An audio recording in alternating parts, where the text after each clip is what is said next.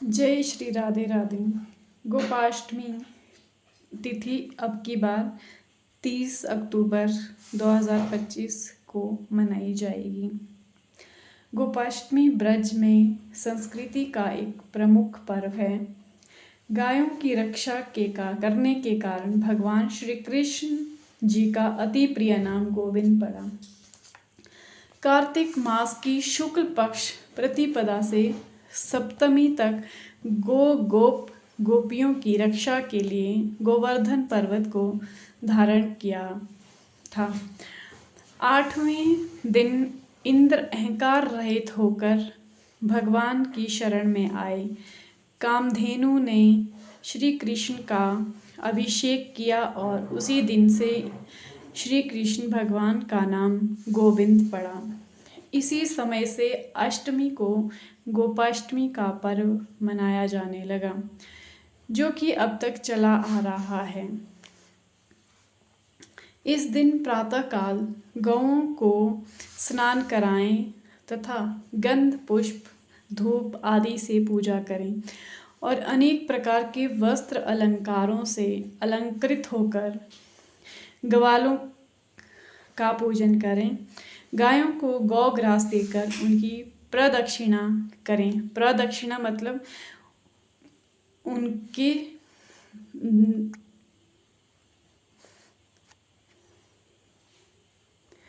उनके चारों ओर घूमें और थोड़ी दूर तक उनके साथ में जाएं तो सभी प्रकार के अभीष्ट सिद्धि होती है। गोपाष्टमी को सायंकाल गायें चरकर जब वापस आएं तो उस समय भी उनका अभिवादन और पंचोपचार पूजन करके कुछ भोजन कराएं और उनकी चरण रज को माथे पर धारण करें। उससे सौभाग्य की वृद्धि होती है। भारतवर्ष में प्राय सभी भागों में गोपाष्टमी का उत्सव बड़े ही हर्षोल्लास से मनाया जाता है। विशेषकर गौशालाओं और पिंजरापोलों के लिए यह बड़े ही महत्व का उत्सव है। इस दिन गौशालाओं की संस्था को कुछ दान देना चाहिए। इस प्रकार से सारा दिन गौ चर्चा में ही लगाना चाहिए। ऐसा करने से ही गोवंश की सच्ची उन्नति हो सकेगी, जिस पर हमारी उन्नति 16 आने निर्भर है। गाय की रक्षा को हमारी रक्षा समझना चाहिए। इस दिन गाय को नहलाकर नाना प्रकार से सजाया जाता है और मेहंदी के थापे तथा हल्दी रोली से पूजन कर उन्हें विभिन्न भोजन कराए जाते हैं। धार्मिक मान्यताएं हैं कि गौ और गाय हमारी संस्कृति की प्राण हैं। यह गंगा, गायत्री, गीता, गोवर्धन और गोविंद की तरह पूज्य है। शास्त्रों में कहा गया है, मातरः सर्वभूतानां गावः, यानी गाय समस्त प्राणियों की माता हैं। इसी कारण आर्य संस्कृति में पनपे शैव, शाक्त, वैष्णव, गाणपत्य, जैन, बौद्ध, सिख आदि सभी धर्म संप्रदायों में उपासना एवं कर्मकांड की पद्धतियों में विभिन्नता होने पर भी वे सब गौ के प्रति आदर भाव रखते हैं। हम गाय को गौ माता कहकर भी पुकारते हैं। मान्यता है कि दिव्य गुणों की स्वामिनी गौ माता पृथ्वी पर साक्षात देवी के समान है। सनातन धर्मों के ग्रंथों में कहा गया है, सर्वे देवाः स्थिता देहे सर्वदेवमयी ही गौवः। गाय यानी गाय की देह में समस्त देवी देवताओं का वास होने से यह सर्वदेवमयी है। मान्यता है कि जो मनुष्य प्रातः स्नान करके गौ स्पर्श करता है वह पापों से मुक्त हो जाता है। संसार के सबसे प्राचीन ग्रंथ वेद हैं और वेदों में भी गाय का महत्व और उनके अंग प्रत्यंग में दिव्य शक्तियां होने का वर्णन मिलता है।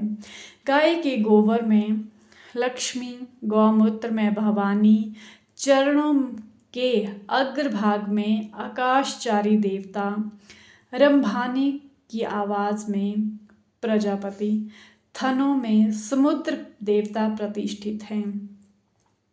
मान्यता है कि गौ के पैरों में लगी हुई मिट्टी का तिलक करने से तीर्थ स्नान का पूर्ण पुण्य मिलता है। यानी सनातन धर्म में गौ को दूध देने वाला एक निरा पशु न मानकर सदा से ही उसे देवताओं का प्रतिनिधि माना गया है। गाय के अंगों में देवी देवताओं का निवास रहता है। पद्य पुराण के अनुसार गाय के मुख में चारों वेदों का निवास है। उसके सींगों में भगवान शंकर और विष्णु जी सदा विराजमान रहते हैं।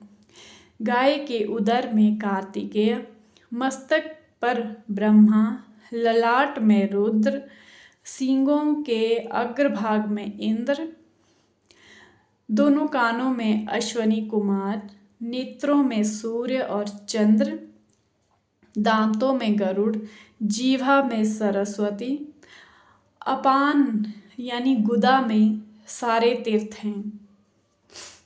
इसीलिए गौ को हमेशा गौ माता कहकर बुलाते हैं और गायों को सनातन धर्म में सर्वश्रेष्ठ माना गया है।